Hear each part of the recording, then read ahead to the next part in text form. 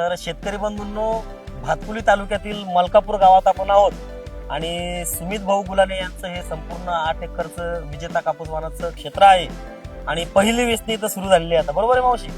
आहे ना, पहिलाच दिवस आहे. तर शेतकरी बंधूंनो, बघू आपण की विजेता कापूस वाण वेचायला कसा जातोय. वेचा मावशी येता आम्हाला सांगा, ह्या कापूस वेचायला कसा आहे?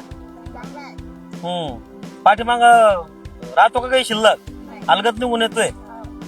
हा, शेतकरी मित्रांनो बघा, विजेता कापूस वाणाची एकदम अलगत अशी वेचणी या ठिकाणी होताना आपल्याला दिसत आहे. पाठीमाग कुठे राहत नाही आणि लवकर आल्यामुळं गुलाबी बोंडाळीचा धोकाही कुठं नाही. कुठं किडकं बोंड आहे का मावशी? आहे ना. आता बरेचसे लेबर तिकडेही वेचत आहेत.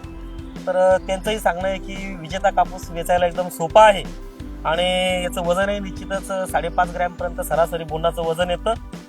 आणि बघूया शेतकरी बंधूंनो, बघा 3 फूट बाय 1 फुटावरच लागवड आहे. हे बघा, आता ह्या झाडावरचे जे फुटलेले बोंड आहेत बघा, एकदम पांढरा शुभ्र चांगल्या क्वालिटीचा कापूस आपल्याला या ठिकाणी दिसत आहे. आणि निश्चितच या ठिकाणी जवळपास 12-13 क्विंटल प्रति एकर उत्पादन मिळण्याची अपेक्षा विजेता कापूस वाणामध्ये आहे. तर मावशी, हा कापूस विजेता लावायला पाहिजे का आपल्या भागातल्या शेतकऱ्यांनी जास्तीत जास्त? लावायला पाहिजे ना. चला, धन्यवाद.